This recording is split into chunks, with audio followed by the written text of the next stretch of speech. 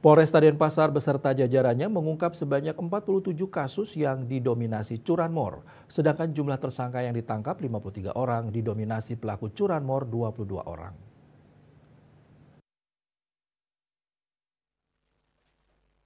Kapolresta Denpasar Kombes Polisi Muhammad Iqbal Simatupang merilis pengungkapan kasus yang dilakukan selama Januari 2025 di Polsek Denpasar Selatan, mengatakan kasus curanmor masih menjadi perhatian khusus karena terjadi peningkatan.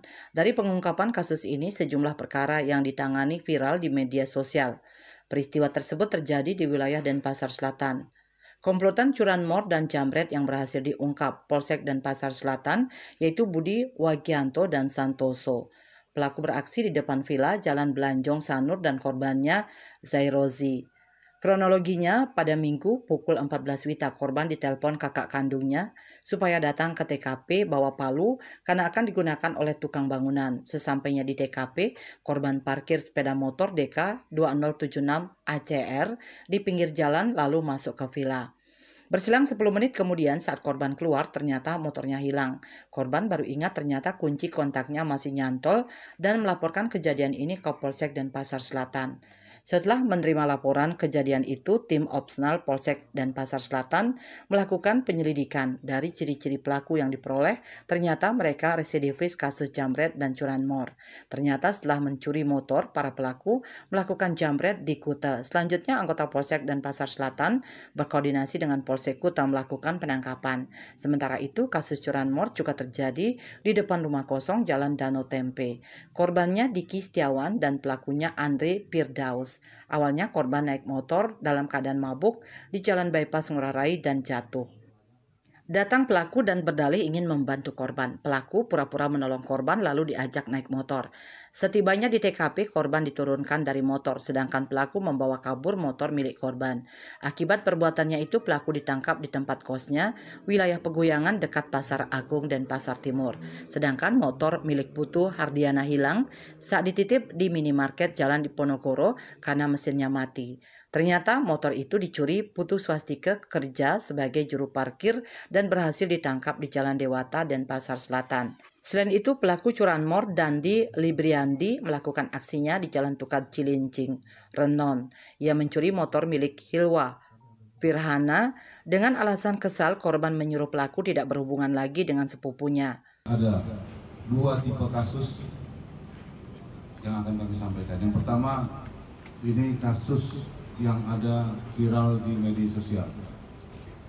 Jadi yang viral ini terdiri dari 3 kasus. Yang pertama, penganiayaan yang terjadi di Kuta Selatan. Yang kedua, ini menarik.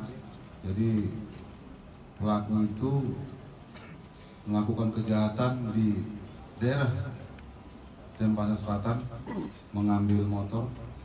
Selanjutnya di hari yang sama juga pelaku mengambil handphone atau jambret, dan satu lagi jambret juga di daerah Jimbaran. Dan yang ketiga, kasus yang viral penganiayaan di Densel. Yang kedua juga ada kasus-kasus yang memang jadi atensi juga dari masyarakat. Ada dari 47 kasus, 19 kasus curat, 6 kasus curanmor, 1 kasus curas, dan 21 kasus pencurian biasa. Dari semua yang kami sampaikan itu, tersangkanya untuk curat ada 9, curanmor ada 22 orang, tersangka curas ada 1 orang, dan tersangka cusa ada 21 orang. Kapolresta Denpasar mengimbau masyarakat menambahkan kunci ganda di motornya dan tidak parkir di tempat yang tidak bisa diawasi. Khususnya untuk curanmor, kita juga bisa mengedukasi masyarakat, mengingatkan himbauan-himbauan, misalnya untuk menambah kunci ganda. Mungkin kunci ganda itu mungkin selain kunci yang ada, mungkin kunci lain. Yang kedua juga bisa mengantisipasi untuk meletakkan motor untuk tidak tempat-tempat yang tidak bisa diawasin. Jadi misalnya jauh dari rumah, jauh dari pantauan. Raiswantara, Bali TV.